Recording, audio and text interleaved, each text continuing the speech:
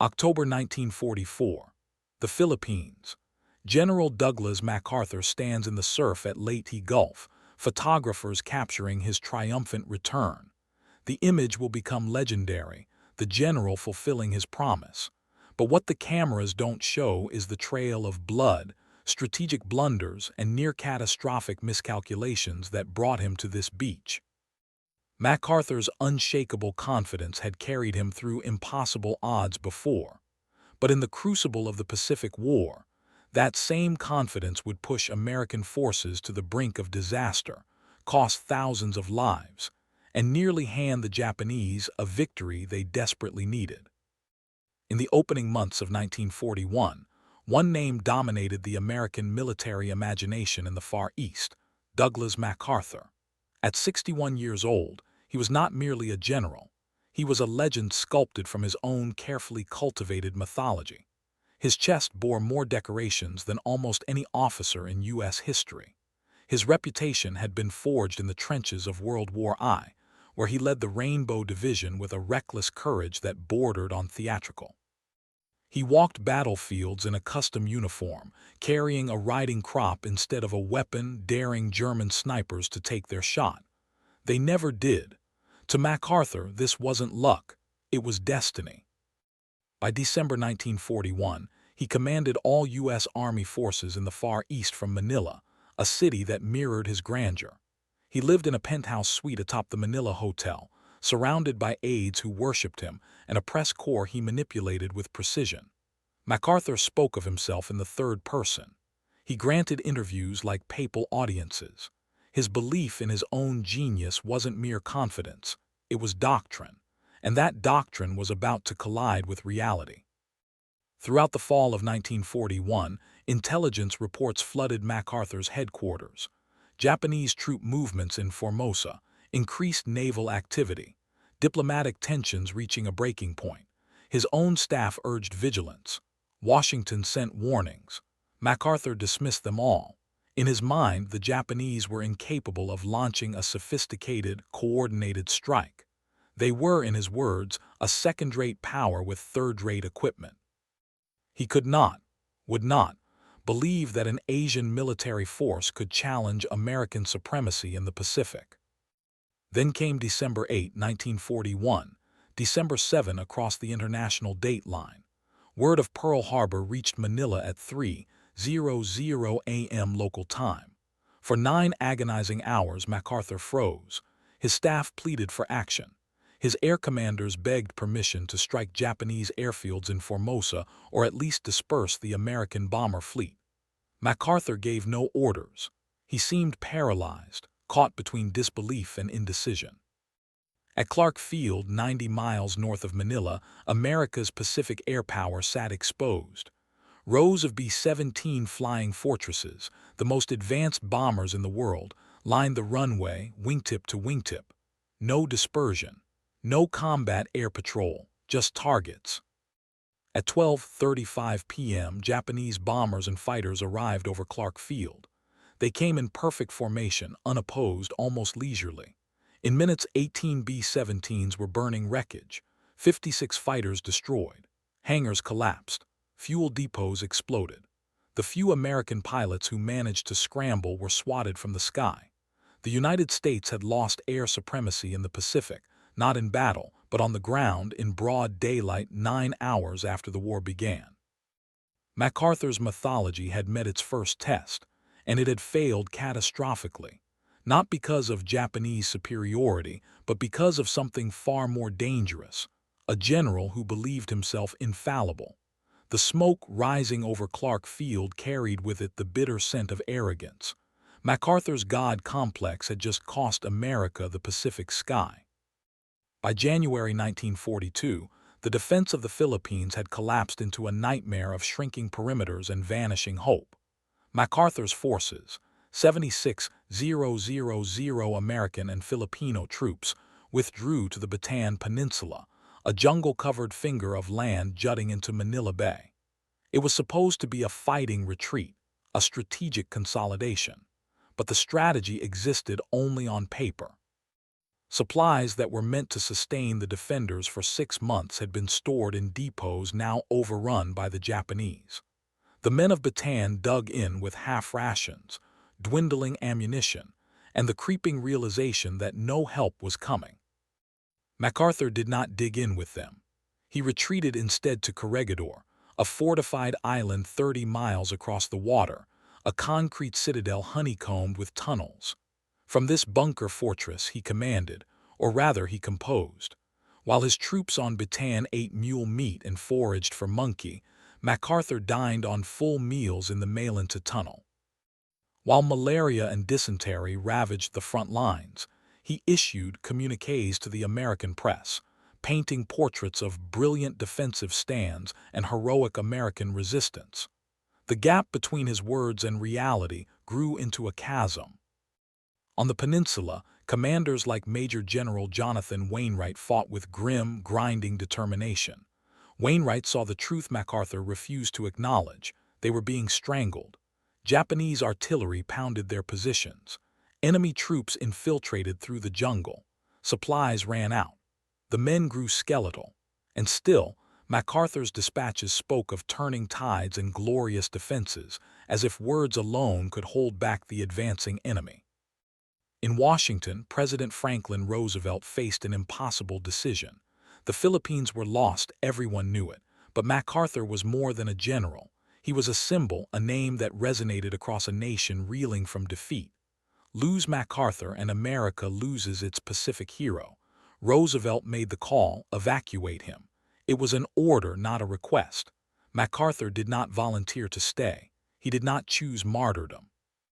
On the night of March 11, 1942, MacArthur and his family boarded PT boats and escaped through Japanese naval patrols.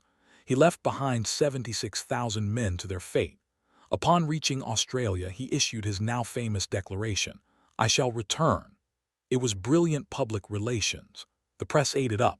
America had its narrative of redemption, but the men still fighting on Bataan heard something else, abandonment dressed as promise. By April, Bataan fell. 76,000 soldiers surrendered and were force-marched into captivity in what would become known as the Bataan Death March. Thousands died from exhaustion, disease, and execution. Corregidor held out until May, then it too capitulated. Wainwright, the man who stayed, became a prisoner of war. And MacArthur, he received the Medal of Honor for his defense of the Philippines, a decoration awarded not for heroic conduct under fire but for political necessity. The general who had lost the Philippines, who had dined while his men starved, who had been ordered to escape, was now a decorated hero. The mythology endured, untouched by the ashes of Bataan. Reality, once again, had been rewritten. Australia, March 1942. MacArthur arrived not as a conquering hero, but as a general without an army, a commander without a command. He had escaped the Philippines with a promise on his lips and a burning need for vindication in his chest. But the Pacific theater was no longer his alone. Admiral Chester Nimitz commanded the Pacific Fleet from Pearl Harbor, and Washington had divided the ocean between them. Two commanders, two strategies, two egos that could not share the same stage. The strategic debate that followed would shape the entire Pacific War and cost thousands of lives. Nimitz advocated island hopping through the central Pacific, seize key atolls, build airfields, leapfrog Japanese strongholds, and drive straight toward Japan. It was efficient, brutal, and logical. MacArthur demanded something else entirely, the liberation of the Philippines. Not because it was strategically essential. The Joint Chiefs of Staff were already drawing plans to bypass the islands and strike Formosa instead, but because it was personal. The Philippines was where MacArthur had promised to return. It was where his reputation had been shattered. Retaking it wasn't just about defeating Japan. It was about redeeming Douglas MacArthur. In meetings with the Joint Chiefs, MacArthur didn't present military arguments. He delivered emotional ultimatums. He threatened resignation. He appealed directly to President Roosevelt, invoking honor, national prestige, and the moral debt owed to the Filipino people. He framed the debate not as strategy versus strategy, but as his vision versus betrayal. Roosevelt, ever the politician, chose compromise. 2 offensives, dual advances. MacArthur would drive through New Guinea toward the Philippines. Nimitz would storm through the Central Pacific. Resources, already stretched thin, would be split between competing campaigns. Redundancy became policy. MacArthur's first test came in New Guinea, at the fetid coastal villages of Buna and Gona. In November 1942, American and Australian forces launched an assault that MacArthur predicted would be swift and decisive. It was neither. The jungle was a living nightmare, thick, swampy, infested with disease. Japanese defenders had fortified bunkers hidden beneath roots and mud, invisible until troops were already dying in front of them.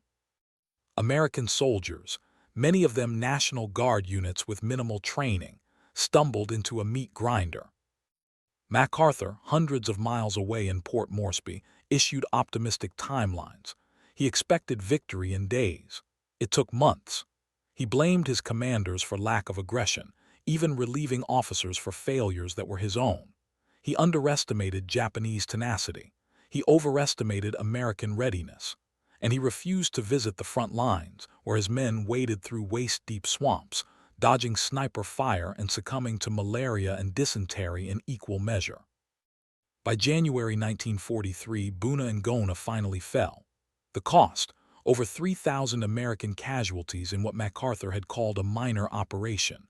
For every Japanese soldier killed, the Allies paid in blood, time, and shattered illusions. MacArthur declared it a triumph.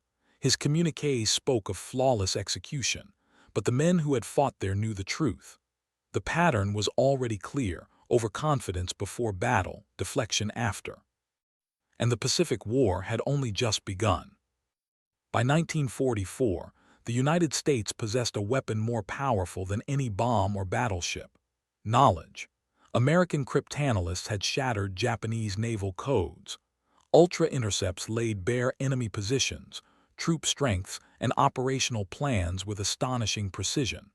Commanders across the Pacific used this intelligence to save lives, avoid ambushes, and strike with surgical accuracy. But in MacArthur's Southwest Pacific Command, Ultra often met a different fate: dismissal, whenever it contradicted the Supreme Commander's assumptions. October 1944. MacArthur was finally poised to fulfill his promise: the invasion of the Philippines, beginning with Leyte Island. Intelligence painted a troubling picture. Japanese naval forces remained formidable. Enemy air power, though weakened, was far from broken. The Imperial Navy was preparing a desperate, multi-pronged counterattack, a final gamble to annihilate the American invasion fleet. MacArthur's staff downplayed the warnings. The landing would proceed as scheduled. October 20th. No delays, no doubts. The result was the largest naval battle in history, Leyte Gulf, and it nearly became a catastrophe. On October 25th, Admiral Takeo Kurita's center force, 4 battleships, 6 heavy cruisers, 2 light cruisers, emerged from the San Bernardino Strait, bearing down on the vulnerable invasion beaches. American carriers had been lured away. Between Kurita's guns and MacArthur's troop transports stood only Taffy 3, a tiny task unit of 6 escort carriers and 7 destroyers, vessels designed for submarine hunting, not fleet combat. For 2.5 hours, Taffy 3 fought the most lopsided naval engagement of the war. Destroyers charged battleships in suicidal torpedo runs. Escort carriers launched every plane they had, some with dummy bombs, attacking again and again to create the illusion of strength. The sea erupted with shellfire. Ships burned and sank. Over 1,000 American sailors died. And then, inexplicably, Kurita turned back. Not because he was defeated, he held overwhelming firepower, but because he hesitated, confused, uncertain. Japanese indecision, not American preparation, saved the invasion force. MacArthur's beachhead survived by luck, not planning. On land, the pattern repeated. Intelligence estimated approximately 20,000 Japanese defenders on Leyte. MacArthur predicted the island would fall in 2 weeks. He was catastrophically wrong. The Japanese poured reinforcements onto Leyte, over 45,000 troops in total. They fought from the jungle, from ridgelines, from bunkers dug into volcanic soil. Every advance became a slog through mud, rain, and entrenched resistance. 2 weeks became 4 months. American casualties climbed to 15,584, killed, wounded, missing. Soldiers drowned in foxholes flooded by monsoon rains. Malaria ravaged entire units. Marines assaulted fortified ridges again and again, taking ground in yards, not miles. And from his headquarters, MacArthur issued communiques declaring Leyte secured while men still died in the hills. The intelligence had been there. The warnings had been clear. But confidence, MacArthur's unshakable, immovable confidence, had overridden caution. And once again, the men who paid the price were not the generals who made the decisions, but the soldiers who executed them. The gap between MacArthur's triumphant pronouncements and the blood-soaked reality of the front lines had never been wider. February 1945. Douglas MacArthur stood on the threshold of redemption. Manila, the Pearl of the Orient, the city where he had once ruled as a proconsul in a penthouse, lay just ahead. His promise to return was about to be fulfilled, but his subordinate commanders urged caution. Intelligence reports were unambiguous. Japanese forces in Manila would not surrender. Urban warfare would be catastrophic. The city, with its narrow streets and wooden structures, would burn. Civilians, hundreds of thousands of them, would be trapped in the crossfire. The advice was clear: bypass Manila, isolate the enemy, spare the city. MacArthur overruled them all. Speed was essential, he insisted. A rapid assault would save lives, not cost them. He ordered the attack, and Manila became an inferno. The Japanese defenders were not frontline Imperial Army troops. They were naval infantry, rear-echelon units, men cut off from retreat and abandoned to die. Rear Admiral Sanji Iwabuchi commanded them with fanatical desperation. His orders: demolish everything of value, deny the enemy Manila's infrastructure, and if civilians stood in the way, they were expendable. The Japanese mined bridges, wired buildings with explosives, and fortified centuries-old structures into death traps.